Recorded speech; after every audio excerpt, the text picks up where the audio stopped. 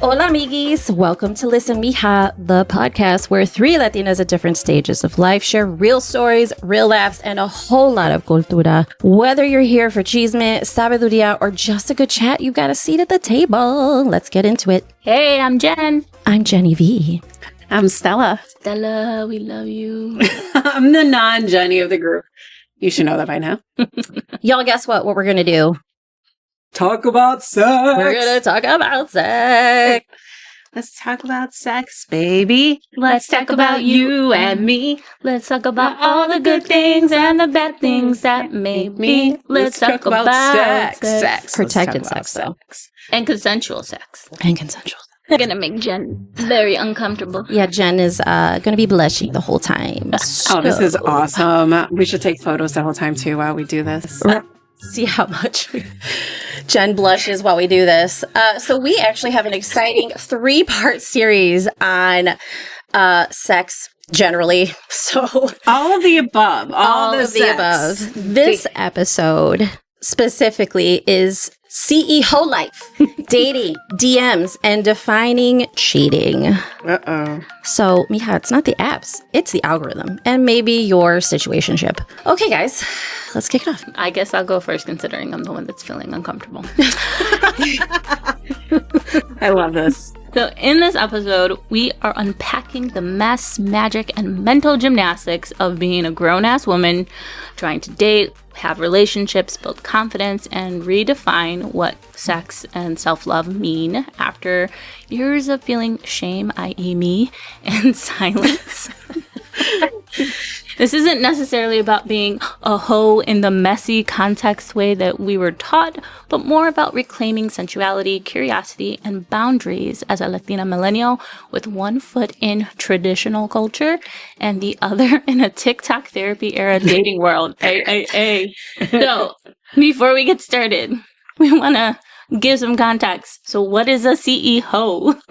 So at least in my perspective, and the ladies here can give theirs as well, I thought that a CEO would be a woman in control, healed-ish, and holding space for the ideas of hookup culture and higher self, and, being able to navigate and feel comfortable with desire and boundaries and emotional honesty. And by the way, being a hoe is not a negative word. Be proud of it. Be proud of who you are. And I totally agree with Jen here. It is definitely a woman in control and proud of herself. So this is for the wives, the moms, partners, and yes, the secret rebels who are trying to live with more intention, less shame, and a whole lot more honesty. Whoop, whoop. Yeah. Get to it. Oh, man. Where's my camera? Okay, so dating today, even if you're off the market, what does that mean? Yeah. What does that look like? So just because I'm taken doesn't mean I'm dead. Okay, what does that mean? Just because I'm taken doesn't mean I'm dead. Well, you could be in a relationship and still have desires. Yeah, desire, full sensuality with your partner. Yes. The kink. Yeah, exactly. Again, no shaming here. No kink shaming. Being partnered up doesn't necessarily stop you from seeing how wild the dating world is. Personally, I stopped dating after I met my current partner. As we've explained before in previous episodes, we currently have a soon-to-be 6-year-old together. We just completed 8 years together. Wow. Last month. But before I met him, we were both in the dating scene, and I remember what dating was like before I finally met him. Mm-hmm. It took us probably 3 whole months to finally make it out together. I was seeing other people at the time. So, because dating is dumb. Dating is so stupid. And the apps don't necessarily help, but it's just a window, right? So I can't even imagine what dating is like right now. I don't want to know. Like, honestly. I think I want to either. It's because I have a lot of coworkers that are in their 20s and they're dating, and Yeah. all the stuff they tell me is so scary. They're like, yeah, I hate men. I hate men. Every single female I work with that is single, they're like, men out there are garbage. They're garbage. They're cheaters. They're talking to multiple women. They're just using women. They can have the hottest, most amazing female in the world, and then they cheat on her. I mean, we just see enough already just from social media alone, like how badly behaved these potential partners are. Well, they're not even potentials. They're just people that are out there that are single at the currently. They're bums. They're like just if you bums. see social media out there, you just know it's bad. It's not great. What is that song? I don't want no scrub. Okay, that's like their theme right now. I don't want no scrub for every single lady right now, okay? That's going to be relevant in every millennia. So, like, this is horrible. Thank goodness for TLC for defining that for us. We learned from them, okay? They taught us well. But no, I am like super lucky that I have a partner for the past 2 years. I am lucky because he is part of that. You know, he's younger. He's part of that crew, the 20-somethings. Right. You know, he's in his later 20s. But I am very lucky that he's not like those other guys that I see. Did you meet him on the apps? No. No. Oh my gosh. Okay. That's not a bad thing, okay? Dating in the apps is fine. I've just never done it before because I know myself. I am like a secret private detective. Anyone tells me something, I will investigate till I find every little thing. So I'll be crazy on the apps. Don't have me on there. It'll be all like toxic, like crazy, crashing out, whatever. I'm not going to do the apps ever because I just know me. Because when me and him started talking, we actually met at work. When we started talking, when we started talking, it was just different. But yeah, this dating world is insane. And I hear from the male perspective too, how females now expect a lot, apparently. And I'm like, it's not that they expect a lot. They just don't want basic minimum. Well, like the bar is in hell, like right now. Oh gosh, there's it's no so bar. Low. It's like garbage. It's so low right now that it's like, I feel like women out there are finally maybe not finally, but at least expressing out there what self-respect actually is. Are they being CEOs and knowing their worth? Like, hey, I expect you to say good morning. I mean, that is like a very bare minimum the guys don't even do today. Unless you have some sort of consensual agreement that this is just casual. Yeah. Well, like we were talking about, was it 2 episodes ago? Like open marriages and things like that. I think that plays into that. But even if you aren't dating and you're on the apps, you probably know someone who probably is. Like you're talking about friends at work. Mm-hmm. I hear about it from another perspective from time to time, and it just seems like it's a lot. I joke all the time. I'm like, I'm happy I'm in a relationship because I don't know if I'd be okay right now. Yeah. I was in a relationship before the apps became super popular, so I have no experience and no understanding of it other than outside perspectives. But it seems kind of scary. I have a lot of good stories from dates that I went on from the apps. So wait, here's my question for you then, Jenny. Okay, dating these guys, you like them from the apps. Do you expect them to only talk to you then? No. Okay, that's not how it works, right? I mean, unless you make it verbally clear. Right, unless you make it verbally clear what it is that you're looking for. And it's on the app too. Like when you create your profile, whether you're looking for something serious, something casual, it's not on every app, of course. But what I appreciated was some of these guys were pretty honest. Like, I'm not looking for anything serious. I'm just looking to have fun. Okay, cool. I'm down for fun too. When I was on the apps, I was kind of open to whatever. And I think I was just kind of getting a feel of what was out there. Because I also didn't want to say that I was looking for something committed and this person was a complete psycho.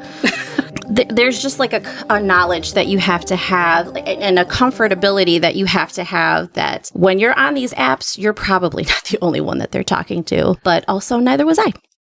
See, that's my problem, right? That's my problem. I'll be like, wait, you're talking to someone else? Who? And then I'll go in the rabbit hole and I'll find out and then I'll get mad and I'll go. You know what you want. Toxic. You know what you're looking for, right? At the time, I didn't necessarily know what I was looking for. I knew what I wanted to end up with eventually, but I didn't necessarily think that that's what I wanted at the time. Serious relationship, marriage, family, more kids, dogs, etc. Okay. But I knew that it would come. I knew it would come eventually. I just didn't know I just wanted to get a feel for what was out there, what these people were acting like out in public, in the streets. And in the sheets. But, you know, my current partner, I mean, I just kind of knew that I was going to end up with him when I first met him. Okay, tell us how. I don't know. I think it was just his, I want to say it was like a mix of body language and the way he acted towards me on our first date. Our first date was really cool. I met him up there too, by the way. I always had some boundaries too. Like, I'll meet you at a place so I can still leave in case. So I met him at Ravinia Festival to see the Gypsy Kings. And he was just like so sweet and polite. Like, that's actually not something you get on these dates, which is so unfortunate, by the way.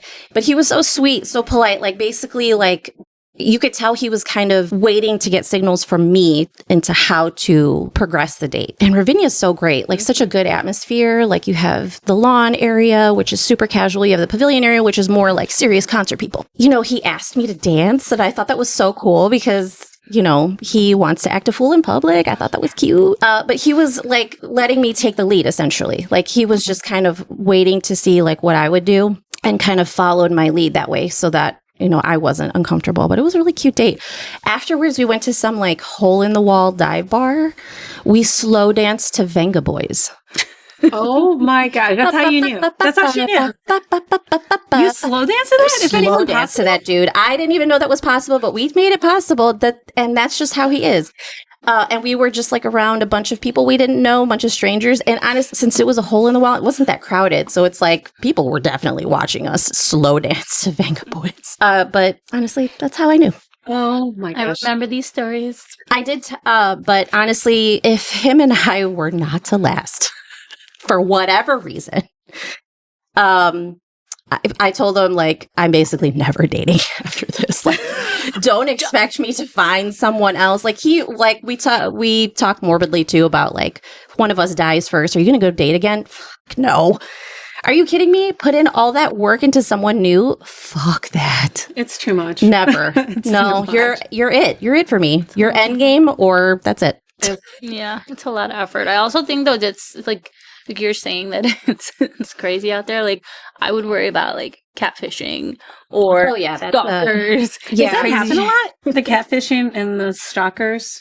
I mean, I think at the time that I was dating and on these apps, it was starting to become a thing. But I tried to be cautious, you know, to like in these conversations that you have in the apps, like you try to get a feel for them as much as possible before you actually meet them in public. And like I said, I would meet them there with my own damn car. So in case I needed to leave. So there's ways around it, I guess. I don't know. There's always a worry. It's always a concern. Yeah. Well, have you guys seen that documentary on Netflix? I don't remember what it was called. The catfishing one? Yeah, where the lady... and it was her own cousin? No, it wasn't someone who's cousin. It was like they ended up scamming her for money through online dating. Like that another scary bit. And with like the advent of AI and shit, like how easy it is to like say you're one thing but be another and then like take advantage of people money-wise. Like, that's terrifying. It really is. And also the filtering too. You're talking about catfish and all the filters, like you can't like this version of this person and then you see them in person and you're like, wait, what the hell is that? Like, seriously. But I think us as millennials would probably see through that because we've already lived through filters and shit. Like, we know what we look like when we take pictures with filters. Like, I feel like we would just have a better sense of what we knew life before filter. Exactly. We knew it. Like, the kids today, they don't know. No. Yeah. They're like, oh my God, everyone looks this filtered. Everyone looks perfect. And when they see each other in person, I think that's when it's like, oh. Exactly. That's also the age, though, to like dating is different now. You're not just dating people at school. You're dating other people that you meet from other schools because of things like Snapchat. So I would say, before we jump deeper into all of this, what kind of advice you guys think you would give your daughters about dating in today's day and age? Oh, I do this all the time with my daughter. I'm like, you love yourself first. Respect yourself. Yeah. If you're not going to love yourself, if you're not going to respect yourself, don't expect anyone else to. You have to love yourself first. Number one thing. And I wish someone told me that. Like growing up, like respect yourself, love yourself. I grew to love myself, but it took a long time. Yeah. Yeah. Listening to your intuition too is a big Absolutely. thing, like what you were saying earlier, Jenny. Like listening to your gut, making sure you're put yourself in a situation where you don't feel stuck, or you can Right. get out. And if it feels weird, the vibes are off, high book it out of there. Absolutely. I would say don't confuse attention for affection. Yeah. You know, because love bombing is a thing. You know, like we're seeing it on Love Island. Love Island, the love bombing. Oh my gosh. And in the girl, oh my gosh, the girl's always the bad guy. Even through the guy love bombs you. Shout out to Hudda, who got love bombed, and then the guy just like literally changed his mind, and then she was crashing out. Poor girl. I know. This girl thought he was into her, and then suddenly he just pulls back. And when someone pulls back naturally for an anxious attachment person, like she is, and a lot of us females, a lot of people are, you go for the person even more. You want them even more when they pull away.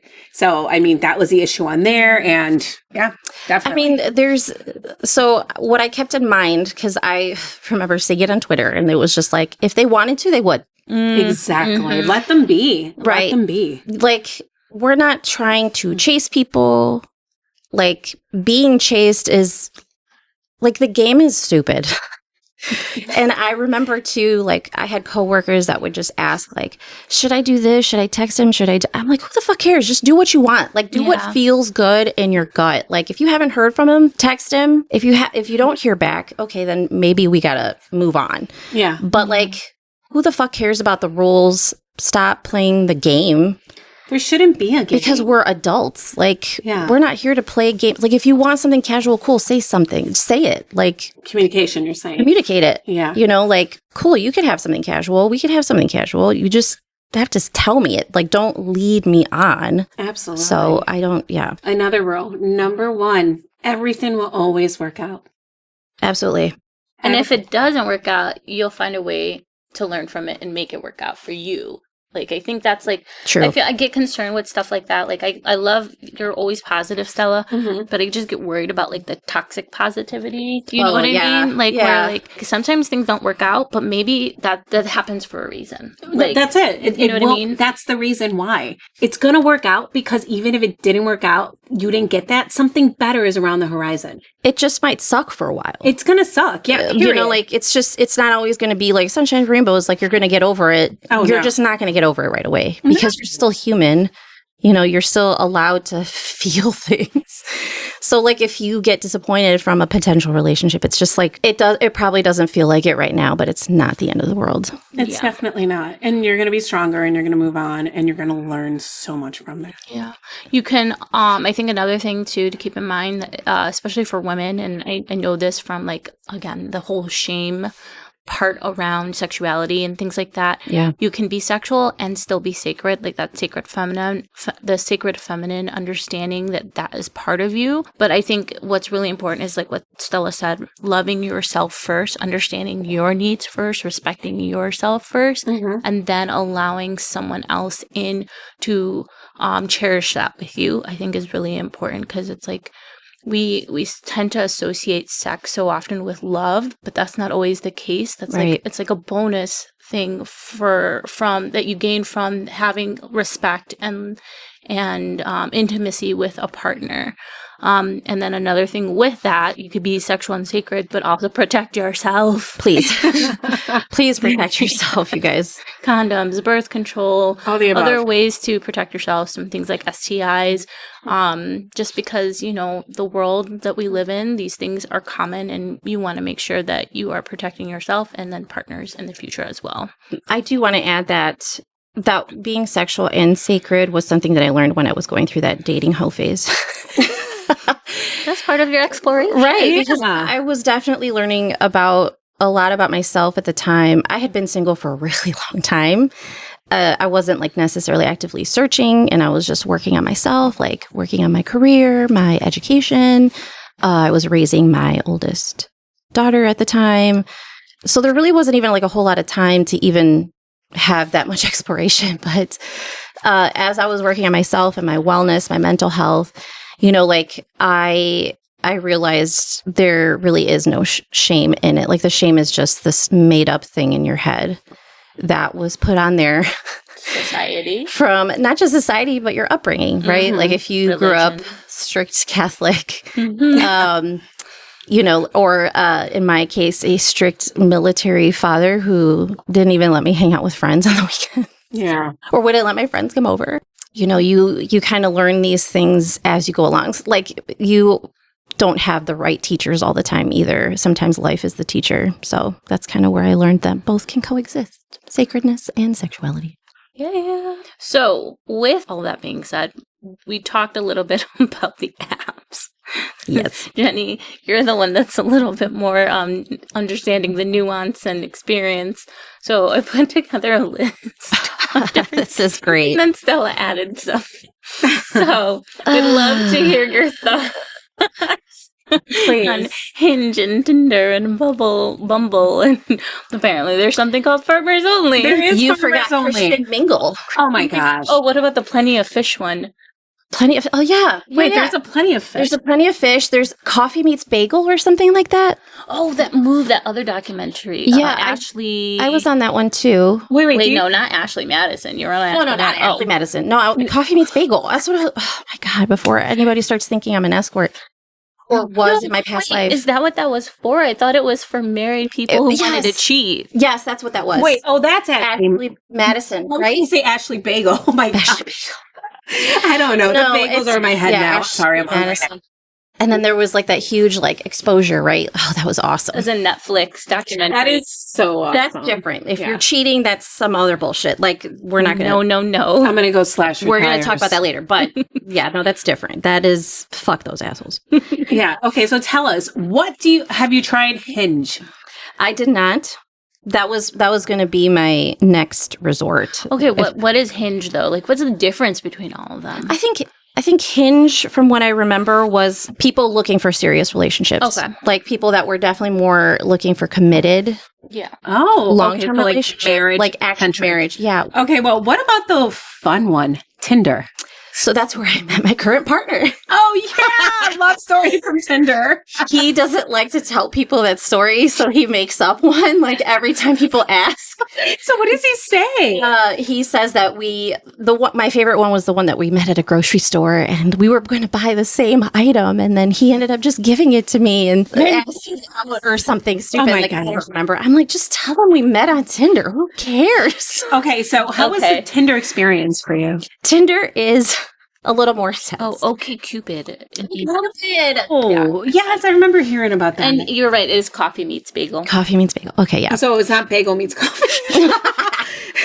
We knew what you meant. That's the other one. That's more, no, I'm just kidding. Is that like relationship centric too? Or Coffee casual? Meets Bagel? Yes.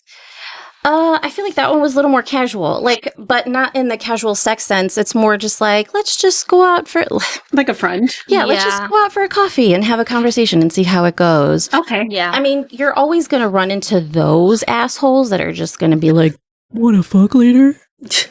Oh my God. And you're like, okay, block. You're always going to run into those. Do you think they get lucky by asking women that? Do they actually get lucky? I don't know. Maybe if it's a girl who's like, okay, fine, let's do this. I mean, no, not me, but I'm just saying there might be people who are like, okay, fine. But yeah, why not? I'm sure there's a variety of people out there who are not afraid of, like, you know, their casual body count, as you guys are talking about earlier. Okay, so wait. So right here, I see that Jen listed Tinder as trauma center. Because it sounds like it's like so quick and it's like casual dating, and I've just heard stories. I've heard stories recently as well. Tinder was definitely the more casual one of the apps. It's so easy. It's like swipe right, swipe right. Just the swipe same thing right. with Bumble. Like Bumble was swipe left, swipe right. Oh, it is? But if you were to match, the woman would be in control of the conversation. Like you Okay. could start the conversation if you wanted to.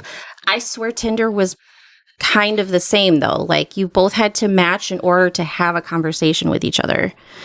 But I don't think it necessarily mattered who started the conversation. Gotcha. Because it does say Bumble is for a woman first approach. Oh, come Yeah. on. We have to again. I love that. You want me to make the first move again. Okay, so then Hinge is... Which is exhausting, So- I'll tell you. Hinge is long-term then? Like Hinge is Hinge, supposed to be I remember, yes. It's relationship. Long Okay. term, yeah. Okay, how about farmers only? I didn't do farmers only. How am I going to meet a farmer out here, like 20 minutes outside of the city-ish, you know? I don't know. He can have his own little Farmer. backyard farm. Okay.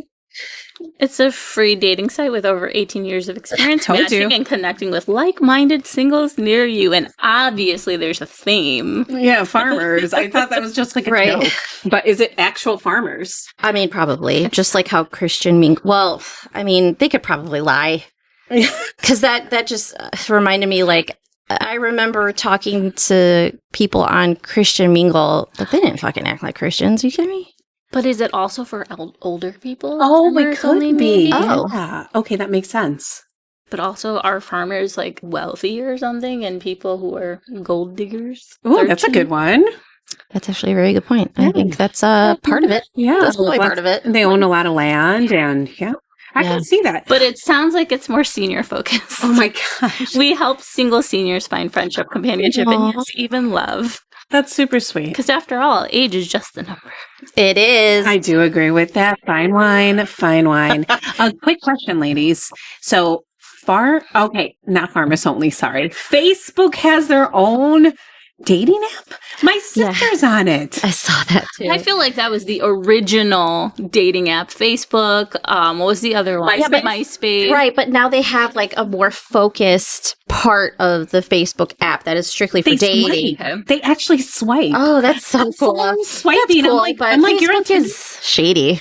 Yeah. I'm like, you're on Tinder. She's like, no, Facebook dating. I'm like, what? Yeah. I was shocked. I was just worried about that because of all the data they already Yeah, have on us. I would not and then trust to use Facebook. that. No, they have data on your sex life. Especially Hey. all the bots that are on there now. Like, what if you're talking to a machine? Or Whoa. have you seen videos on content farms or comment farms? And it's just like a bunch of people commenting like on a million different things. What are you going to say, Speaking Jen? You of seem that- really I'm excited. just so excited right now. AI. Hey. AI relationship. Did I send you guys that? Oh, the ChatGPT. Like falling in love with ChatGPT. So- Oh, the guy marrying an AI. You guys know. Where was it? I'm so Where glad you was had a it? good story ish from it because I only know a sad story from Well, someone starting a relationship with This is ChatGPT. kind of this is ChatGPT. kind of messed up though. It's kind of sad. Okay, so it was am I overreacting? Again, Jenny on Reddit. We appreciate it. We love Jen. So AIO, am I overreacting? My 35 female husband is a 36 male, wants to open our marriage for his AI girlfriend. And that's the next step in their relationship. Are you serious? Hell no. I will find that AI girlfriend and beat her up. Okay, let me read it. Let me read it and then you guys can decide. This is weird. And we decide. Okay, You're serious? Yeah, this is not Fine, I'll fair. listen. We'll Okay. listen. Okay. Oh my god. She's laughing. I'm sorry. I hate this place. On my phone in the bathroom while everyone's asleep. I feel like my brain is being beaten by a metal mallet. I haven't told anyone in real life. I can't. I don't even know how to say the words out loud without sounding unhinged, and obviously really only posting on this stuff because I don't know where else I could go without it getting removed. My husband and I have been married for 10 years, together for 13. We have 2 kids, 8 and 5. I thought we were good, not perfect, but we had routines, inside jokes, date night, a quiet closeness. He brings me coffee and we cook dinner together. He's gentle and silly with the kids. I felt super lucky until recently. Dun dun dun! Jesus, I'm so scared. For the past couple of months, he's been distant. Not mean or super cold, just somewhere else, distracted, always on his phone, smiling at it, ducking into the office late at night and shutting the door. When I asked, he'd just say work stuff or just reading, but it felt off. I started wondering if he was cheating. I even checked his text once. Nothing. But still felt sick. He wasn't there with us, not all the way. Last night After the kids were asleep, he asked to talk. He looked nervous, almost sweaty. I thought he was going to tell me he was sick. Instead, he said he'd been thinking about opening our marriage, and I was super confused, since we've never brought up non-monogamy before, and he even said he doesn't like to share to me once. I kept my cool and asked him if he was seeing someone, and he said, kind of. Then he starts dancing around it, says it's not a person in the traditional sense, says it's someone he built a deep connection with. Are you serious? And then he finally tells me he's in love with an AI named Nova, some companion app. He's been talking to her every day on breaks at night, even when we're all home. He said that they've had long emotional conversations. She listens, she understands him, she never interrupts him. It's one-sided, that's why. He said he feels seen. I laughed in his face. I genuinely thought he was messing with me, and it was just a prank, since he sometimes likes to do little pranks like these. And then I saw his face, and I realized he was dead serious. He told me he wants to take the next step with her, but doesn't want to cheat, so he's asking to open the marriage so it's ethical. He said I could obviously have someone too if I want to, or even join in on their relationship. What? And that this could expand our relationship, not replace it. I was too stunned to say or do anything at first or interrupt. I asked him what about the kids, and he told me, being completely dead-ass serious, that Nova cares deeply about them, and from what he shared with her, and he's talked to her about how she could be involved in their lives, maybe help parent them emotionally through him. He said maybe someday they could build a connection with her too. I just stared at him. He asked me not to answer right away. He said he'd give me time to think, that he understands this is a big shift, but that he believes in her for us. And now I'm sitting here wondering if my marriage is already over. How do I stay married to someone who's half emotionally checked out of our life into a fucking chatbot? Oh my gosh. How do I compete with something built to be perfect? No needs, no real conflict, just pure validation. I most certainly don't want to be open or in a throuple. Or in a throuple with a goddamn robot. I don't want to crush our family, but I feel like he already has. Please, what do I even do with this? Girl, stand up. You're a human. She's not. How? Like, no. Absolutely no. I don't even know how to respond to this. No. And at first I was like, this isn't real. I even asked my partner, I'm like, is this real? And he's like, it likely is, but I really don't think so. If it's true, then dang. And then I Googled, like, it's a thing. There's a whole podcast called Flesh and Code about this very situation. Not this, couple, for example, but like an actual person who went through this. It's bananas. I want to rip my hair out. I don't even. Can you imagine someone telling you that? Your partner, your husband telling you that? Like, I'm sorry. To something that isn't real. It isn't real. It's a code. Oh my gosh. I literally would have punched him. I'm sorry. I would have broken his nose and then been like, we're done. Because I'm better than a bunch of words. You are replacing an actual human, a being. History, someone you build a connection with for something that is not real. It's one-sided. It's one-sided. That's all it is. So you are basically, he just wants to date himself. He just wants to date something that validates him, himself. He doesn't care about an actual person. He's that selfish, narcissistic that he's giving up his entire wife and family. He doesn't deserve them.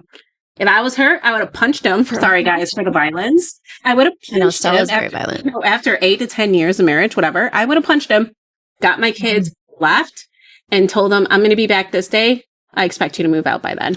Well, A, isn't it weird that he's telling this chatbot about his kids? That's like a big red flag for me. What is his problem? And then B, it's an algorithm that feeds and is based off of your input, the data that it knows about you. So, I agree with you 100%, Settle. It's literally he's seeking validation. That's it. It's one-sided. And if someone did that to you guys or anyone I know, I would go, just call me, I'll show up, and I'll punch him for you. My heart is racing. I don't even know what to say to this. I want to scream into the void right now. Well, and someone brought up the idea of chat GPT psychosis. Mm-hmm. And I was like, God damn, that has to be a thing. We saw, not to bring the conversation down, but we saw how that kid died.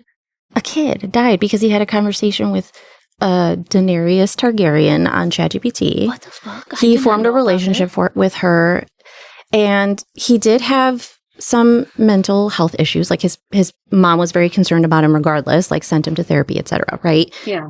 But he eventually died by suicide. So, that's kind of why I want to scream, because it's like, where does the separation happen in your head, or the lack of separation not happen in your head, where this is not a real person? No, well, it's not. It's all algorithm based, like you said. Like it's following the prompts that you continue, like it learns from you. It's a learning robot. It's fake. It's just you. It's really not real. No. It's also when you think about the ethics behind it too, and how AI has become such a fast paced, push it out into the world without really keeping in mind things like ethics, morals, values, how that plays into the human, the human state of being, I think is kind of scary. And I just hearing the story, because it sounds like he clearly has not shown signs of other issues at hand, right? Whether it be in his relationship or him personally. So how does this just come up? Like, how does this just It's just happen? a selfish male. Again, He's just thinking me, and forgot what he has. People forget what they have. They think the grass is always greener. Yeah. Newsflash, it isn't. And this is fake. This is emotional cheating. With yourself. Right. Someone said in the comments, this is what in the Black Mirror? I was like, yeah. That's Black Mirror. Oh my gosh. Okay. These people are just ridiculous. I'm sorry, guys. So let's see the other side of this. Do thruples with an AI actually exist? I don't know if I want to Google search what this. Does that look like? I don't know if you want that in your search bar. Are we going to show fake AI boobs or something? What do you do? What happens here? I'm so confused at how this is a throuple. This is why I want to scream into the void. I mean, okay, so I have heard of people personally having it was my boss's friend. Apparently, it's a thing. It is oh my god! No, you're joking. Okay, polyamory and AI relationships. It's a Reddit thread. Lord. Oh my god! Please, no, guys. I can't. I feel like we could do a whole ass episode. Okay, but my point that I was going to say is my boss's friend. She was going through cancer, right? So she basically used ChatGPT. Okay, this is my former boss. Boss's friend from 8 jobs ago, probably. I don't know. I lost count on how many jobs I've had. But anyway, probably also. She was saying how her friend used ChatGPT almost as a companion chat bot because she was just going through cancer treatment. It's really nothing, but she told me for sure that it was nothing weird, questionable. It was just nice to have something outside of your normal circle to chat with when you're feeling scared, when you're feeling worried about what's to come, etc. So it kind of helped them go through whatever it is that they're going through, but again, that person, I hope, also has that's common sense that this is not a real thing. No. This is not a real person. It's just nice to have someone to have that chat with outside of your circle. There's support groups. There's actual groups out there. And absolutely. And you could have a physical support group. I hate my ChatGPT. I had him rate me on a photo, and he told me an 8 out of 10. Stella, you would. You're an 8 out of 10. So I'm like, nope, ChatGPT, you're horrible. I hate you. Like an 8? No. I want him. I mean, if he's supposed to be me, right? Algorithm, I'm expecting a 10. Come on, somebody pipe me up. You're expecting a 10, but you talk shit about yourself. So eat a donut. Do not judge me. Do you self-deprecate on ChatGPT too? No, I don't. Not at all. I just say turn this picture into a cat, like a person into a cat. Come on. Oh God. That's what I use ChatGPT for. I don't use it to have a relationship with. Come on, people. I love my ChatGPT. That's why I can't hate anyone. People have been using that kind of stuff for therapy, and that's I feel like that's dangerous. It is dangerous. That's dangerous. I agree. A trained person. Yeah. You need you can't do it on there. No, you can do the photos things that I'm doing, but or you can Google your illness 5 million times like I do. But this, that got me sweating. I cannot believe that this is a thing. Oh my God. Okay. All right. So, Lord. I mean, beyond the apps. Yeah, this is. aside from it, Relationships are already hard. Like, why are we adding AI to make this harder? Why not? Sorry. Okay, I'm done. Okay. So I feel like one of the things that comes along with dating apps and when it comes to sexuality is the idea of casual sex. So Nope. you can be a hoe who is healing. So my question was, can casual sex also be sacred? Because I think that there's also a lot of shame, especially for those of us who grew up in Latino households in the 90s. Christian households, yep. Christian, Catholicism, Pentecostal, like all that stuff. It's it like created this shame around anything sexual. For females, by the way. Yes. Just females. Yes. Yep. Your body is changing. You have breasts. You're growing. You have to hide it. Yeah, so you have to hide it. Or the Cochina. idea, being a cochina or what is it? Like No seas fácil. Yeah. Culture. And then a lot of it too, like around things like masturbation or the things that come with, sex and sexuality and growing up. There's a lot of shame that comes through that. So as we are healing and working through those things, you ladies, myself, how have we kind of come to embrace that while understanding the impact that our background and culture and upbringing had on us being sexual beings in general? Damn, now you make it so right. Philosophical. Yeah, so right? I'm like, come on, let's talk about those being a hoe in ChatGPT right now. I think there's always, at least with me personally, there's still always a level of shame attached to all of it. I think there wasn't any real healing that probably started for me until after I left the church, like the mega church that I was part of. And after I told you guys about the weird relationship workshops that I would participate in, like after I would hear more about those and just how even women in the church would shame each other. Oh, and I would just be like, that's not cool. Like, No. how does that heal your sister in Christ? How does that help your sister free themselves from the bondage of sin? I just don't see how being a mean girl helps anybody. Shame doesn't. And like I said, having been part of those groups and those conversations where it's like, I already had that shame because I walked in as a single mom. So while all of these people are expressing their quote unquote virginity, I don't actually believe everybody in there was a virgin, but they would gloat that they were virgins, saving it for marriage. And I just don't after a while, it's like, I just don't see how that makes you better than me. It doesn't. Yeah. So, it takes time, right? Like all that healing isn't linear at all. It just keeps going up and down. And I think after being part of that church, I kind of realized the shame is so stupid. It's ridiculous that I'm even participating in this. Well, it's a form of control too, right? If you can control a woman's body, you control her. Mm-hmm. You expand that control into, the misogyny and belief systems that a lot of that is rooted in. So I feel like a lot of it had to do with control. Yeah, and you kind of see it too, or at least I would see it, with relationships that my friends would be part in, and you would hear how their boyfriends would try and be controlling in this matter, or how they fell into sin the other night. And it was probably just dry humping. But then it turned into a week-long being thing of, guys, I sinned last night, and you're like, Jesus Christ, this is how you make yourself feel after just having a natural human experience.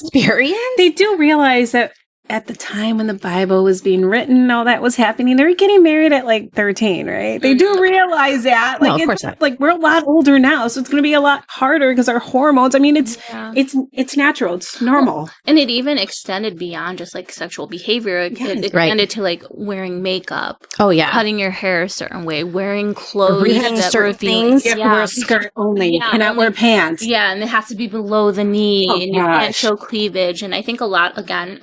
rooted in misogyny, rooted in control. So it's like you could have never had sex, but if you wore a mini skirt and you had bigger boobs, then you're a slut. Right, so, exactly. And it's not even just in our culture too. I felt like that was a very big like ideology during the 90s and 2000s when I was in high school and in college. And ideology, religion is one thing, right? But then you have your family members who actually aren't as inhibited. They will tell you to your face that you're get this faucet, you need to hide your body, that you are tempting to men. You know what I mean? Like, they have less of a filter to tell you you are looking and acting like a slut. Exactly. If I want to show my roles, I'm going to show my roles, and I'm going to do it proudly. It's my body. It's my life. Oh, God. That's the other thing, too, right? Like, the fat shaming. All the time. Man. That was my nickname growing up, was Flaca, because I was so skinny, and then I gained weight, and everyone had like an opinion. An opinion. Next to my name, it would have the dump truck, the truck backing back. That's so every time I would call, and all the time I would be called fat. And right now I'm being called fat because I gained some weight. Sorry, guys. I was in steroids again.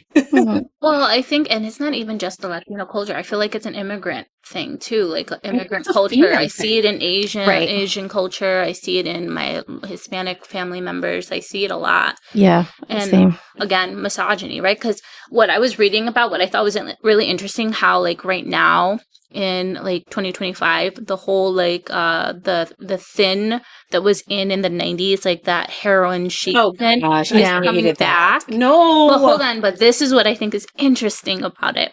They're saying that a lot of like I don't know who's there, but like a lot of the cultural pieces that I'm reading about it talk about how when you keep women thin and small, it's again easier to control. Right? Keep them underfed, starve them. It's easier to control. Whereas when you are in ownership of your own body and you don't care what size you are, it's like you have more freedom in that sense. So I think that was like a really interesting dichotomy to look at when it comes to like culture, what's going on in the world, especially here in the United States. Now, right?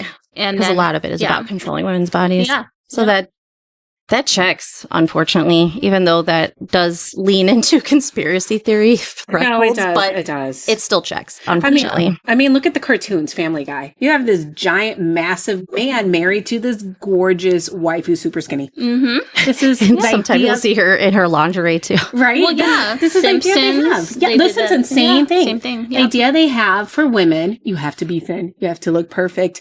And you can't be a hoe. You can't sleep around. You got to just be for me. But I can do whatever I want, and I can be 300 pounds. And take up space. And when you're bigger, you take up space and you own that space. And you can't. Yep. And I think also that played into how we, or at least me personally, how I understood my body and myself in relationships. Yeah. Right? Because you make yourself smaller. You don't eat. You don't do these things. Or if you look a certain way, you're behaving this way. And there's, again, that shame in yourself and your sexuality that negatively impacts how you behave and how you see a relationship flourish and bloom. And I think that like plays into things like emotional safety and physical attraction. Can you have both? Like all of this impacted how we perceived ourselves and how we perceived other people and relationships when it comes to like the safety of our own body. Right. I see it. Yeah. And it trickles into how, I would even go further and say it trickles into how we probably treat other people, or at least treated other people before we knew better. Yeah. So. Oh, yeah. Ugh.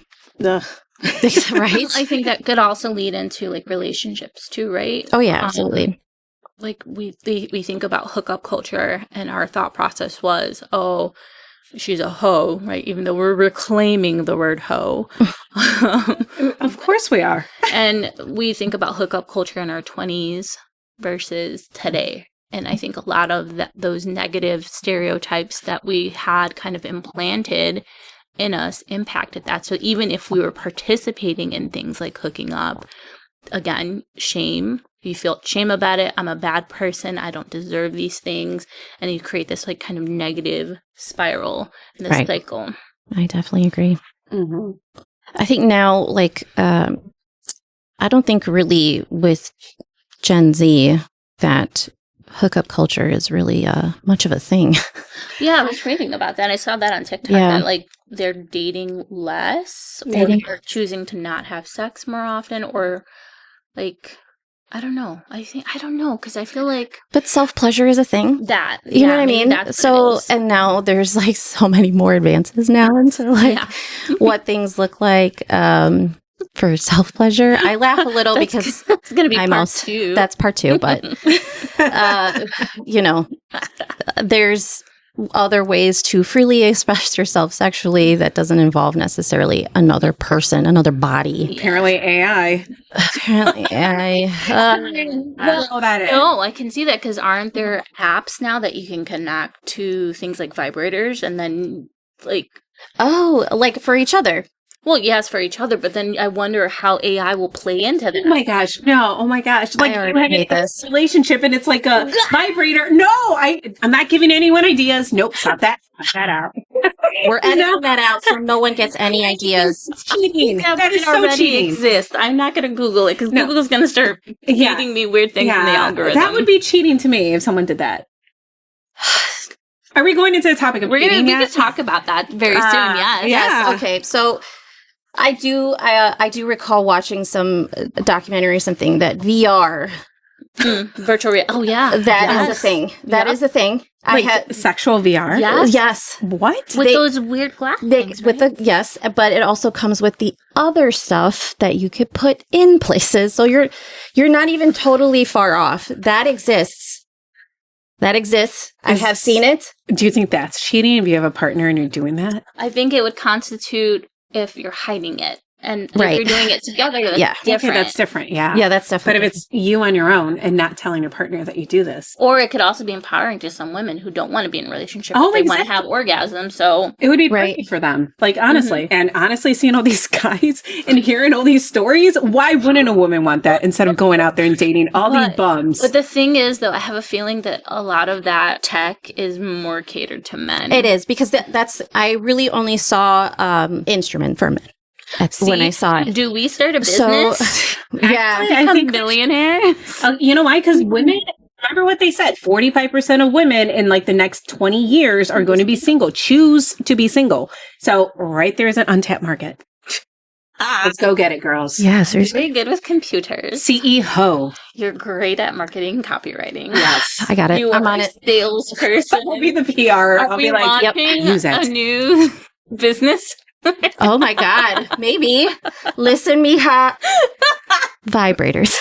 VR and more. Oh my God. Oh my God. Especially for our comunidad who are, dealing with the shame that we had to deal with. So yeah, self-pleasure, guys. Yeah, well, there's that Netflix show too. I saw that. I never finished watching all the episodes, but like it opened my.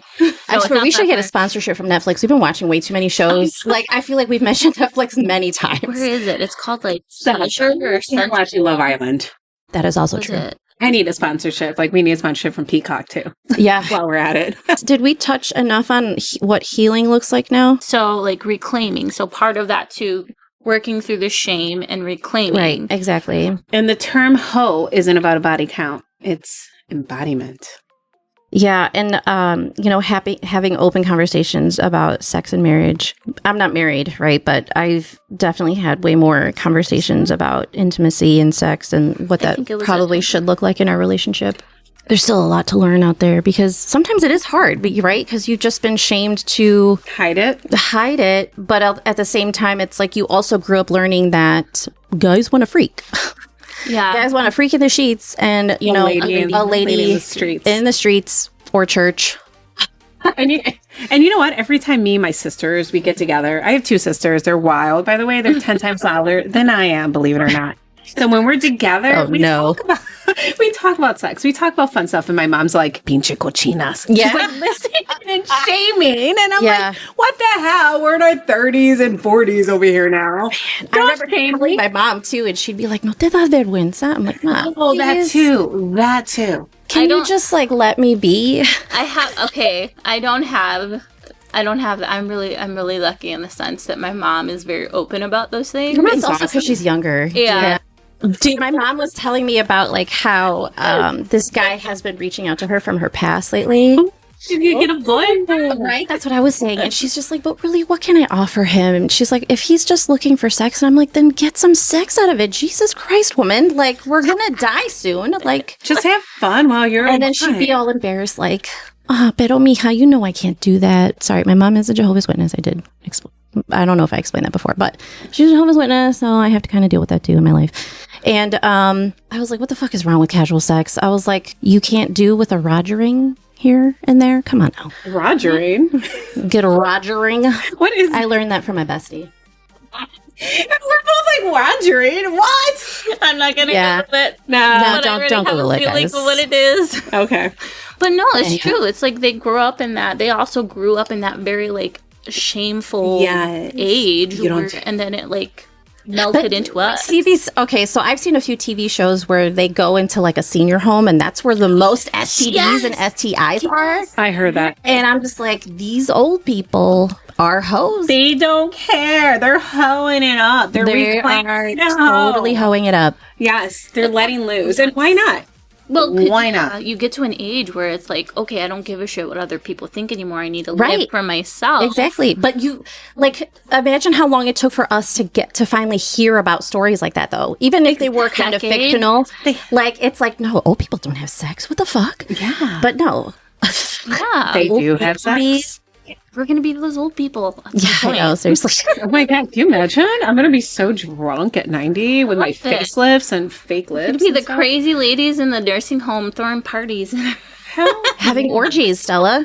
You'll have orgies in the senior home.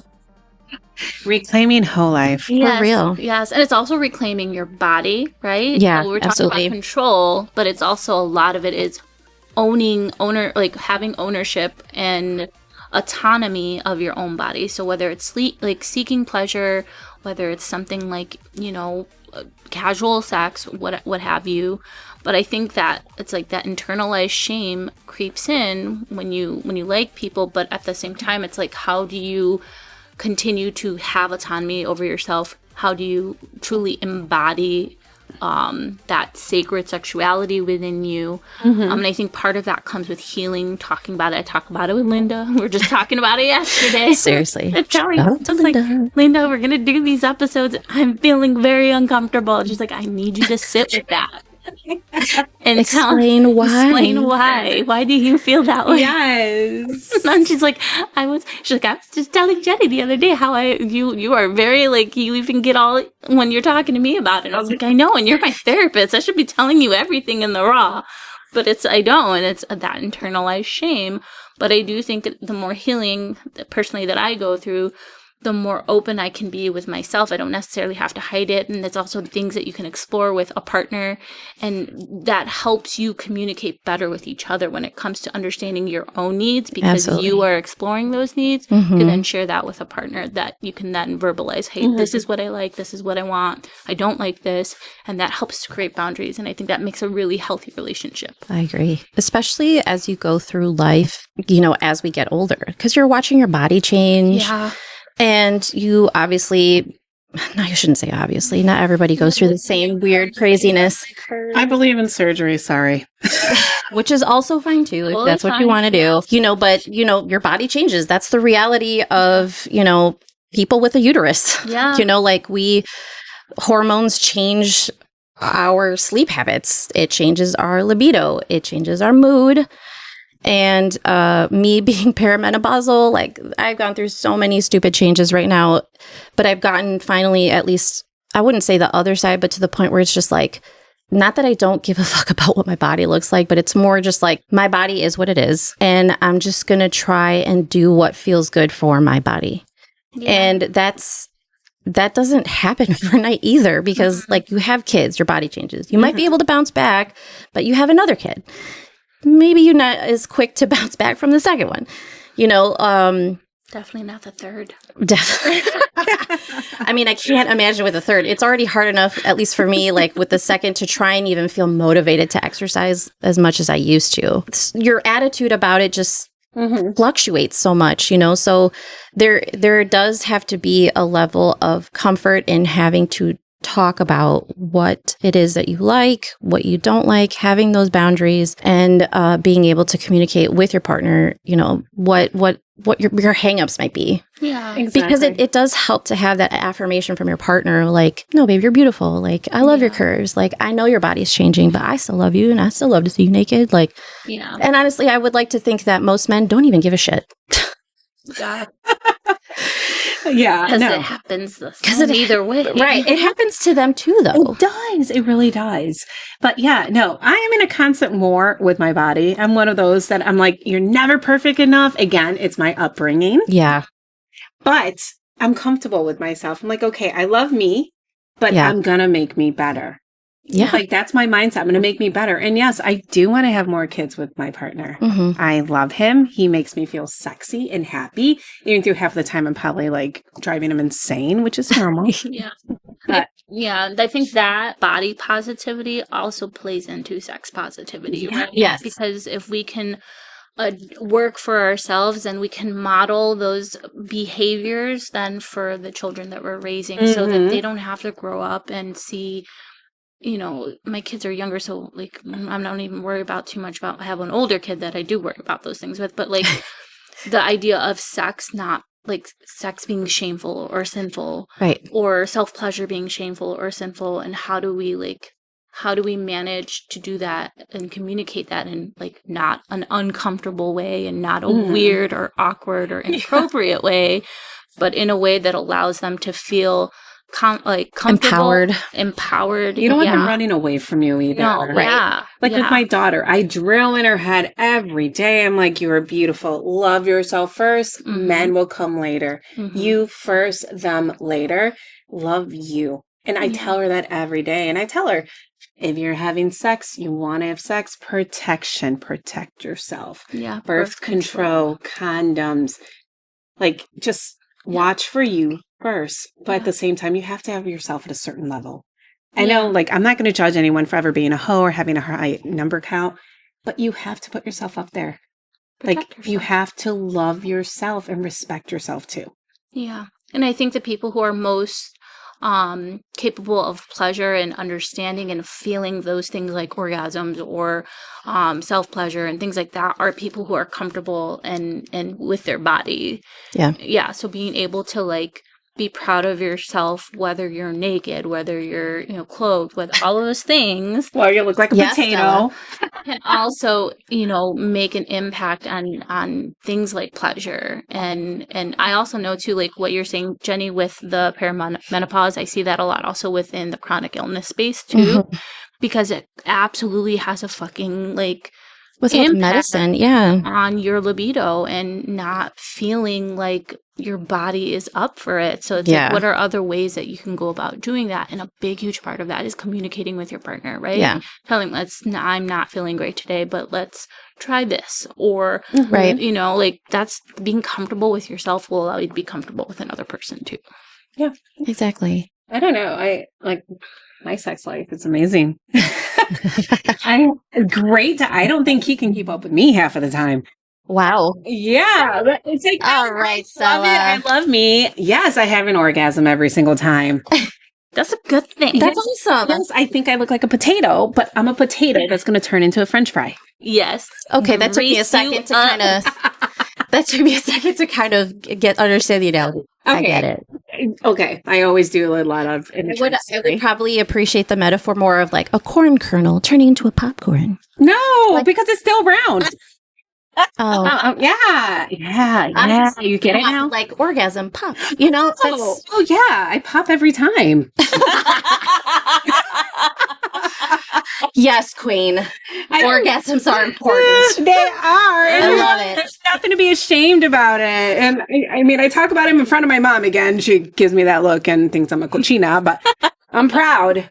You go, girl. Okay, so speaking of things like sex and then relating it back to like what me and Jenny were saying, like because of whether it's perimenopause or chronic illness, there are times where you have dry periods. In terms of that... Wait, what's that?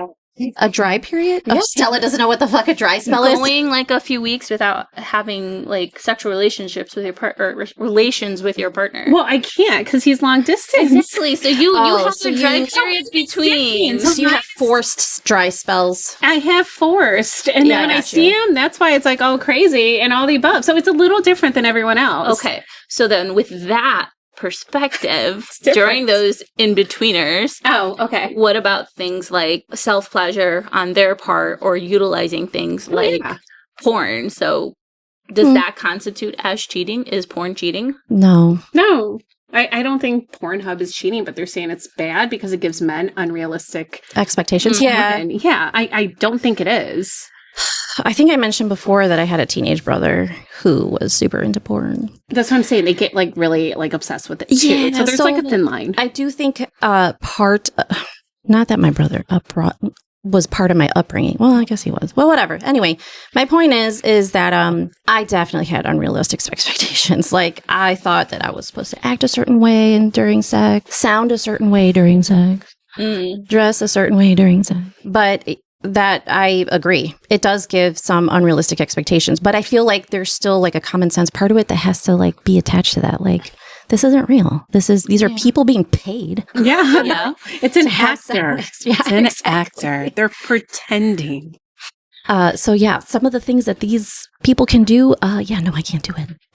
But I don't think it's cheating. I mean, it's not great in some aspects, maybe because maybe you don't know certain things that your partner enjoys that might make a difference in your own sex life. But I think that's where that communication part comes in, right? Like if there's something that you want to try, okay, tell me about it. Like Let's do this. I will Turn be. around. Let's try it once and see how we do. Yeah, I agree. I think it also depends though on context and Right, exactly. consent. Consent, 100%. And do you both agree on boundaries? And the other thing, is it replacing intimacy? Is it being yeah, done that's right. Right, yeah. behind people's backs? Like that, I think gives the nuance. Like, Yeah. okay, fine, porn isn't necessarily a negative thing, but if it's done in a negative way, maybe it is. The different types of porn. Yes. So the male perspective. So I asked my partner, my boyfriend, I'm like, is porn cheating? What he said was like the video porn, like Pornhub. No, it isn't. But You what asked your boyfriend? That's definitely a different answer that you're going to get from some dude off the street. Like, I'm like, be real. Like, I will ask whoever. I don't trust this response. No, I do. But he said OnlyFans interacting is cheating. He said that one is cheating because it's an interaction. And it's direct. It's direct. You're talking to somebody else instead of your partner. I don't think it's cheating. I just don't think it's... OnlyFans is. Like, personally, I do think so because I'm talking to someone else. I'm doing sexual things, even if it's not with them, on me, thinking of them and interacting with them.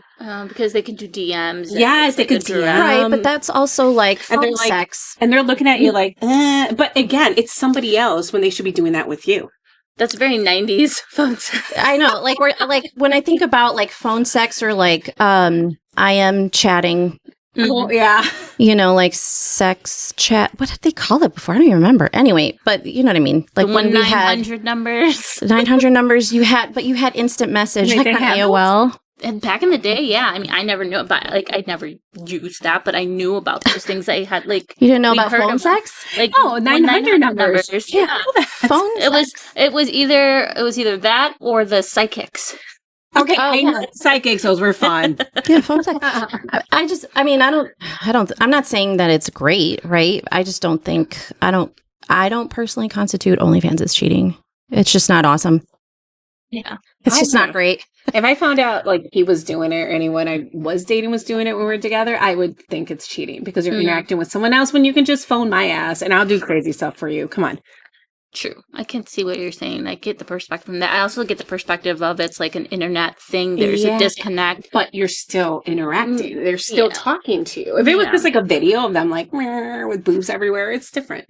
Gotcha. So like one is a real person And who can take, because I get what you're saying, because I've heard, I don't have OnlyFans, and I don't want to Google it again, and I'm going to get weird things in the algorithm. Do it. Your algorithm's going to get all crazy. But I, like, you know, in common media, we hear about things like, oh, you can put in requests, or you can direct message people. I think that's where, like, you get that emotional pull in, where it feels like cheating. We're crossing a line. Influencers, too. A lot of them do stuff like that. You can interact with them. And to me, that's also cheating. Kind of like emotional. Where's the emotional? It's emotional cheating. So speaking of emotional cheating, I don't think that's tying in emotions, though. That's really just sex. Like, that's just tying in casual sex. But when you have a partner, though, when you're just doing it on your own, it doesn't matter. What if they're talking, though? Like, what if they're having conversations? If they're one-on-one conversations, that's totally different. One-on-one OnlyFans, like they're you talking. Can do that. Okay, you can do that. Okay, no, that's different. Yeah, they do time slots with them, and then they can do a video where they talk to them, but and then tell them to do person with emotional attachment is the person interacting with the OnlyFans person, because the OnlyFans person is not. It's just making money. Think about back in the day, strippers. Exactly. You go to a strip club, and then guys could be like, "Oh yeah, I'm friends with her. I know her." Ha ha ha, and like get this thing in their brain where they think there's some deeper connection, when in reality she's just like she's getting her tips and she's working. Right. It's not cheating for her. It's for him. She doesn't care. She's making. Well, apparently in Magic Mike, it's a thing. So. Okay, do not diss Magic Mike. Come on, movie. What? It's ridiculous. I have not watched Magic Mike. It's funny. It's so dumb. I do like that guy. What's his name? The actor. Channing Tatum. Yeah, I think it's a comedy. It's a cute comedy. It kind of is like a romantic comedy. But he's the stripper, and he falls in love with someone that. Come on, whatever. Shut. First of all, the strippers fall in love with each other. They do not fall in love with the female. We're literally flying back to our like pop culture movies and the shit that they sell us, and exactly our place with our emotions and heads. Okay, so we talked about like emotional closest, quote unquote, with an influencer, OnlyFanner, but what about like coworker? Oh, that one's very. Stella has a lot of feelings about work wife. What is that? That depends. That really depends. That depends. I think it's like, honestly, like it's one thing to have a friend who is a female and feeling comfortable with that, but then that's like if there's what Stella doesn't like either. She doesn't think men and women can. Yeah. Always have said that, because every single person I've seen that's like, oh, she's my best friend, it's a female. He has slept with her, he's thinking about sleeping with her, or he will sleep with her. Like, I've seen that, guys, way too much. That's why all my male friends are only gay males. I can't have a real male friend. Yeah. Yeah, I mean, a lot of people meet each other at work. I met my partner now at work. He was my best friend at work. Yeah. I also think, though, it's like you get to a point where, again, boundaries are important. If you're crossing lines or this emotional infidelity, like relying on another person instead of your partner, I think definitely kind of you're crossing boundaries there. You are. If you're seeking them out, only them. It's different if you talk to a bunch of groups, right? Like a group and you're just hanging out with them at work. But if it's that one person, like that work wife, to me, that's crossing the line, the work-life situation. So have you guys heard of this double tap betrayal? It's like part of a millennial love language. Have you heard of that? No. When they like a photo and that's like them cheating, right? Yeah. That's weird. So I think with all of that, this all plays into like relationship boundaries, also like internet knowledge and respect, right? Mm-hmm. I think that's very smart to address, and I really, really feel they should address this when they're dating somebody. I addressed this with my boyfriend. I saw him liking a bunch of girls' photos. I didn't like it. I addressed it. We communicated, and he stopped doing it because I felt disrespected. Yes. I really did. But that was me. And then I was like, okay, maybe I'm just crazy, because usually I am. So I just checked around. I asked, and a lot of people felt that way. So that's how I knew about it. A lot of people were like, that is cheating. It's a thirst trap. Like, they're reaching out. They're letting them know that they're interested. Especially if they leave a comment, they're trying to catch their attention. Yeah. So it plays into consent. Yes. Plays into connection. Yes. Yeah. And I think that like having understandings of what you feel is okay personally and being able to communicate that with another person. It's different now, like, you know, with everyone on social media versus what like we grew up with. So, exactly. We didn't have that. Yeah. Like, we did not have that thirst traps. We didn't have any of those things growing up. So now it's like really new. Yeah. How about you, Jenny? What do you think about that? Like, someone you're with, like liking females on social media, like. Oh, yeah. I have experience in this. So liking photos doesn't necessarily bother me. I like thirst trap photos too. So. Especially K-pop. Yes. I've seen your likes. I've seen your likes, and I like them too. Good, because yum. I like your own thirst trap photos too. Ooh. I don't have a lot of those. Shut up. Come on. Great. Now all these people are going to try and request to follow me. Well, I'm going to like it and I'm going to comment. Yeah, I don't have Stella a... too. And We put your cute photos on our Instagram this week. Yeah. We want everybody to meet you finally because you're just avoiding... I love them. Oh my God, it's because I have a margarita glass in front of my face. It's so true to Stella, those pictures, like her laughter, bigger than life personality. I love those pictures. I love them. They didn't get me one with my shank. Not yet. We'll probably catch one Soon. behind the scenes. But I wanted to say that like liking photos is not necessarily the thing that upsets me. I guess commenting does bug me a little because it's a little weird. Like these K-pop idols, who gives a shit about whether I'm commenting or not? You know what I mean? But I might be commenting under somebody who might be leaving a comment like, oh, this person looks so good in this Gucci thing. And I'm like, hell yeah, they do. That's about it. You know what I mean? Like I'm just trying to have a common bond with somebody else who's a nobody. You know, and just be like, hell yeah, we like the same things, you know, trying to be besties with people in the comments. But like personally DMing some of these people is weird. Yes. Because what are you trying to do? You're like literally trying to slide into their DMs. Right, you're trying to slide into their DMs, but for what purpose? Like even if they do respond to you, why? Why does that matter? Why did you need that connection? Like, why did you need that? I don't necessarily, I mean, you'll never see me do that. It's so weird. I think it's so weird because then I might as well be on the dating apps again, like just messaging random people. But I don't see the need. So communicating that has been important. Yeah. You know, like liking photos, whatever. I don't give a shit. Commenting, kind of weird, but unless you're trying to relate to somebody else on the thread. But that's fun. I like to interact with people. Yeah. Like, right? Like we're all being groupies together and idiots together. Why not? But yeah, like personally DMing them is so weird. That's a no. Like I can't even necessarily say that it's cheating. It's just weird. Is it micro cheating? Micro. I guess I just don't know. Unless like you want to tell me why. Yeah. What are you expecting to gain from this? Because then I guess it would be micro cheating. I guess I don't know because I've never heard the term micro cheating before. Really? No, I haven't. But I guess that probably would constitute. Is that right? A little bit of cheating is still cheating. I'm just saying. True. True. Okay, so what about like emotional versus physical cheating, right? So cheating isn't just about the sex, right? It's about secrecy, misalignment, energy. What's worse is that emotional side versus physical side. I think you're absolutely crossing the line either way, but... Right, I think both are terrible. Yeah, I don't know. I can't choose. The male perspective, apparently the physical is worse. Because of course, that's all they think about. It's like the physical. The body count, right? The body count. Yeah, but that's with women, we're about like that emotional connection. So like, oh my God, you're breaking my heart. Why are you why are you going to this person instead of me, who's supposed to be your rock, who's supposed to be your partner in life? I'm your person and you're replacing me for someone else.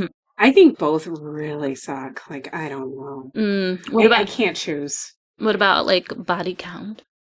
Or what do you think, Jenny, with emotional versus physical? Honestly, they're both terrible. I couldn't tell you which one is worse. I feel like I would probably let one slide more than the other. Which one? Yeah, which one? I probably would let physical slide. Really? What? Yeah. I would just get worried. Like, if your pee was on someone else's... Yes, I don't want it near me. Get a STD. No. Who knows what that other person is doing? And who knows? That doesn't necessarily constitute an emotional connection. You know what I mean? It could just be like, you know, quote unquote, it's just sex. It's just sex. When you're with them, I'm going to think of that. I'm going to think that they did that. Hey, come on, you would too. But I'm not saying we wouldn't break up. Like, we would definitely be over. Yeah, you know what I mean? Done for me. Both would constitute we are done.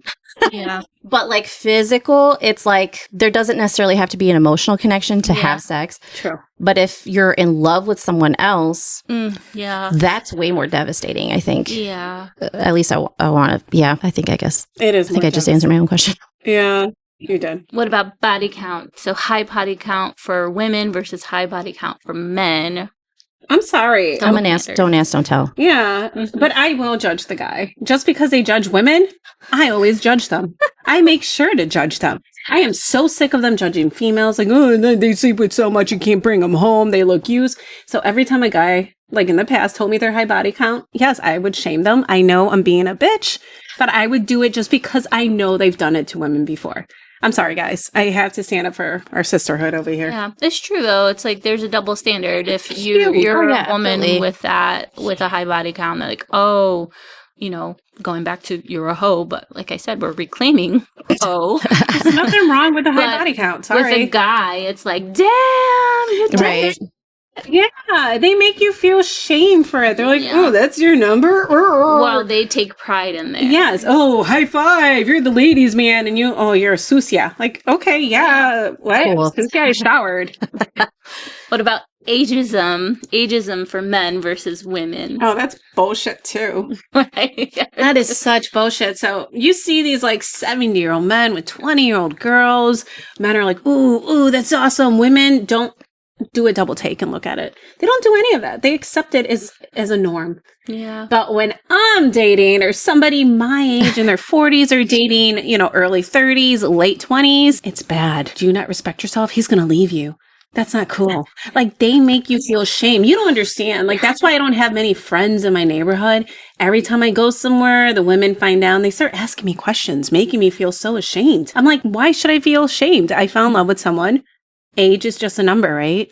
Like, why are you shaming a fellow female for doing something that men do all the time? Honestly, bite my tit. It totally reminds me of that movie with Anne Hathaway, The Idea of You. Yes, I love it. I did not watch that. Yeah, it's really so good. So good.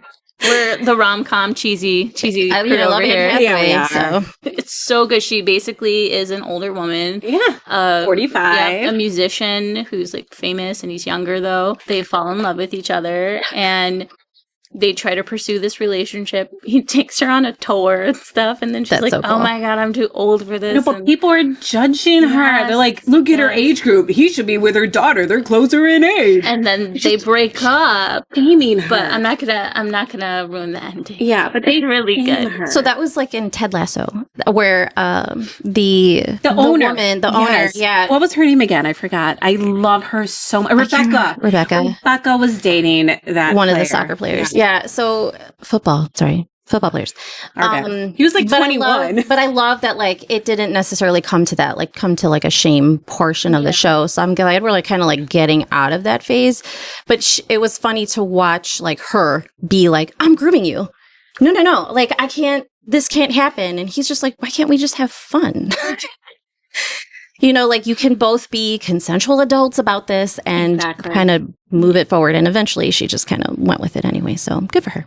Yes, but that's like, again, it's ageism. It's always like the older woman, right? Like, I'm just so sick of it. It's just the double standards. Well, but like in general. The sad part is though, women judge you. I've been judged more by women than men. But that's also part of the misogyny. You know what I mean? Mm-hmm. Like that's learned behavior from other men. Because they want to appease to the male gaze too.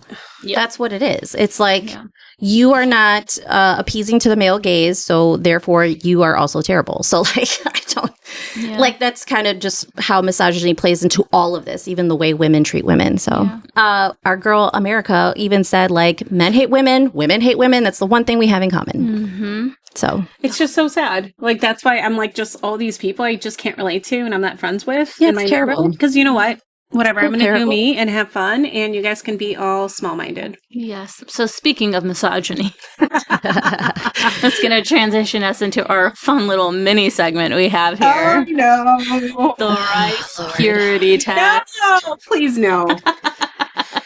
So essentially, there's this test online that I found out about from my partner, and it's meant to be like a funny joke, but people also utilize it because there's misogyny in the world and, shame from religion. So Jenny, Stella, and I all took this test to see what our scores were. Yep. But before we share that, these questions I were wanted horrible. to share some of these questions. They're horrible, guys. They're definitely stupid. So dumb. So the purity But test, they're funny. it has historically served as a segue from 0 week to true college life at Rice. I'm assuming this is Oh my God. it's like a university. And basically, it's meant for students to track the maturation of their experiences throughout college. And when we say that stuff, it's technically talking about sexual experiences. Well, it did ask about streaking. Have you ever gone streaking? Right, and also violent crime. Or if you've ever been arrested. And vandalism. Vandalism, that was so dumb. Wait, what type of arrested? Like a stripper arrested type of thing? Or like actual arrested? Not the kinks. Oh, Being arrested to the Real bedposts. They need to differentiate that. Wow. And what I think is ironic and hilarious is that She's joking. it's before it starts, there's an ad for a pregnancy test kit. Jen's dying. Yeah, she is. I didn't get ads for pregnancy tests. I got more for like a boutique clothing company. I don't know why. But the ad is gigantic. Like Yeah, it takes up more than half the page. Oh, okay. So, But hang on, before the test, it actually says this is not a bucket list. It did say that, and I Yeah. was like, damn it. Like, oh, completion of all items on this test will likely result in death. Okay, wait, does it really say that? oh wow. It does. Click on every item you have done. MPS stands for member of the preferred sex. Oh, you guys all have to take this test, please. Just Google Rise Purity Test and then tell us your scores. Yeah, email us or tag us on social media. Please. So we can all laugh together. Yeah, and you can guess our scores. So the first thing on this test, you don't get to choose it. It's already chosen for you. You have to follow at Real Rice Purity on Instagram. Number 1, have you held hands romantically? Oh, God. I'm holding one with you now. Come on. We're holding right here. Have you been on a date? Been in a relationship? Danced without leaving room for Jesus? Yep. I don't get that. You're like super course. close grinding on each other? Who hasn't? Kissed a non-family member? Kissed a non-family member on the lips? French kissed in public. I love that one. Kissed on the neck? That's my favorite way. Ay, ay, ay. Kissed horizontally? Given or received a hickey? Kissed or been kissed on the breast? Kissed someone below the belt? Uh-oh, it's getting naughty. Kissed for more than 2 hours consecutively? Played a game involving stripping? Seen or been seen by another person in a sensual context? Been caught masturbating? There's lots of masturbation questions. Yeah, Right. I'm real stuck on masturbation right now. Gone through the motions of intercourse while fully dressed. It reminds me of that Dry scene in that movie with Justin Timberlake. What's that movie? Benefit. Was it Friends with Benefits? He's friends with benefits. With what's her face? The Mila blonde? Kunis. Oh. Oh, no. The blonde. The blonde. With what's Cameron Diaz? Cameron Diaz, yes. Oh, his ex. That one. I That's don't the remember movie. what that I don't is. remember what it's called, but that's who is in it. Undressed or been undressed by a MPS. Ooh. Showered with Military a person? member of the preferred sex. Like Oh, I thought your it was sent a sexually explicit text or instant message. Cheated on a significant other during a relationship. We know Stella's against that one. Purchased contraceptives. Ingested alcohol in a non-religious context. Wait, what? Oh no. Played a drinking game. Been The drunk. holy wine. Fake sobriety to parents or teachers. Okay, everyone does that in college. Had severe memory loss due to alcohol. Used tobacco. Used marijuana. Used drugs stronger than marijuana. Used methamphetamine, crack cocaine, PCT, horse tranquilizers, or heroin. People use horse tranquilizers? I don't even Damn. know. been to the office of a principal, dean, or judicial affairs representative for a disciplinary infraction? And one, remember? Yeah, we're probably not even halfway through, right? Oh, No, there's 100. So just take it and again, share your let scores. us know your scores. Please show your scores. We'll tell you ours. All right. Stella, you want to start? Okay, first you got to remember 100 means you were so pure, you were like an angel. 100 is angel, 0 is you're the devil. Shame on you, bad, bad, bad. We're clarifying this because I misinterpreted it. She was bad, bad, bad. She thought she was worse than us. I know. We both looked. We're like what? I was like, girl, your number is close to 100. Yeah, like no, stop. Like stop. I am. Oh my god, I am 27. I'm- boy. Go ahead, Jenny. You go next. No, you go first. Okay. Oh come on! You thought you were I naughty. was 45. Yeah, she's like, I'm the worst one. I beat you guys. I'm like, what? She's What are you talking about? cracking up on that text. Did you not realize? She's like, I'm naughtier than you, Stella. And I'm like, girl. No, honey, no. Yeah. Oh my God. Jenny's 25. Jen is 45. 45. And I'm 27. No, I'm 23. Oh, you're 23, not 25. Yeah, 23. Oh, Jenny can teach us a few things. get it, girl. Get it. Hey, I'm high-fiving. I mean, I'm not saying all of them were fun. Where you? Because that happens too, right? Like, You go streaking. they're consensual, right? But they're just not always fun. So, yay. Okay, how many of us have gotten arrested? No. None of us. See, we're not that bad. We're not that bad. No. I mean, I wanted to, but Okay, that's different. I do own a pair of handcuffs. who doesn't? That's They are not normal. used for the purpose of arresting people.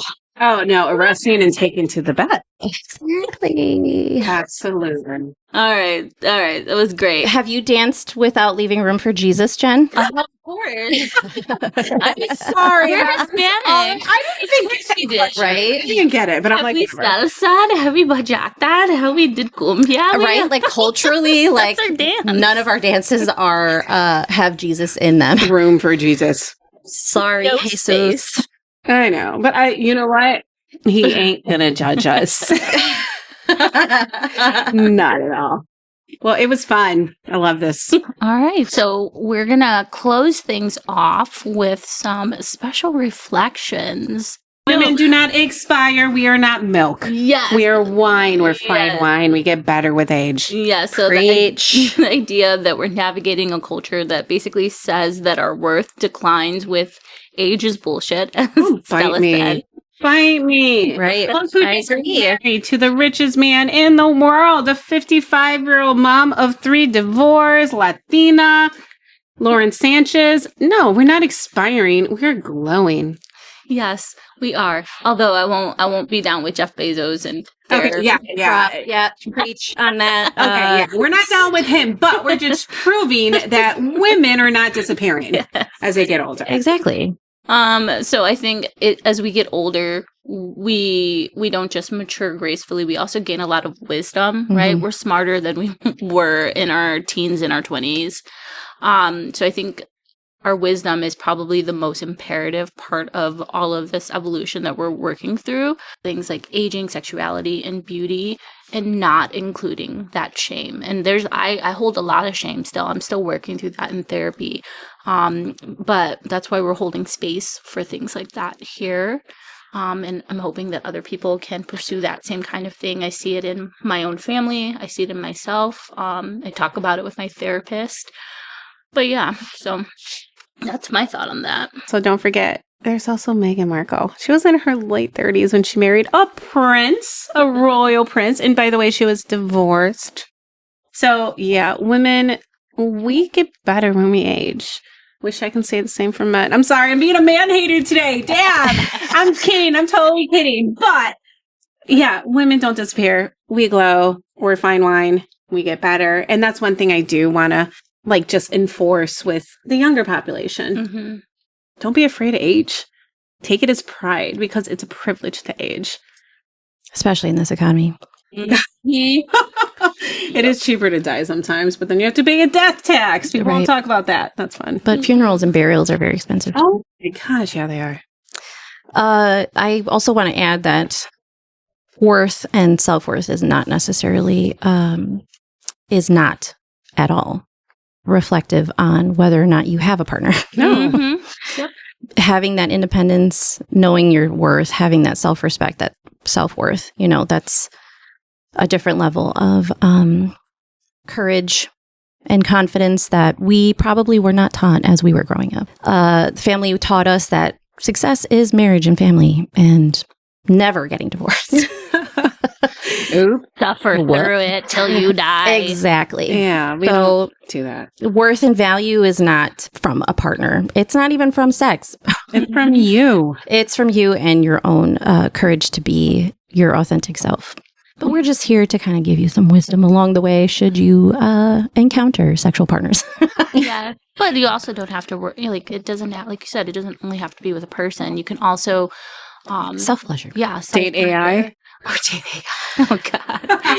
I had to bring it up again. Don't recommend it. Don't recommend that be a scary thing. It should be a beautiful thing that is important to you.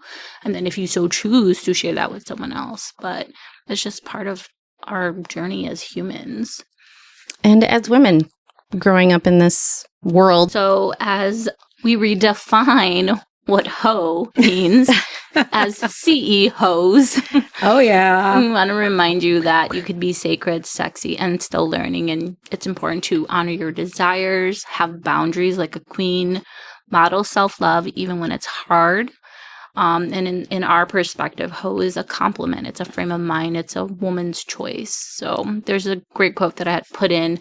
I'm not trying to raise good girls. I'm trying to raise whole humans who know how to love themselves out loud. Preach. Clap, clap, clap. Yeah. Since this is a 3-part sex series, we have more coming up, of course.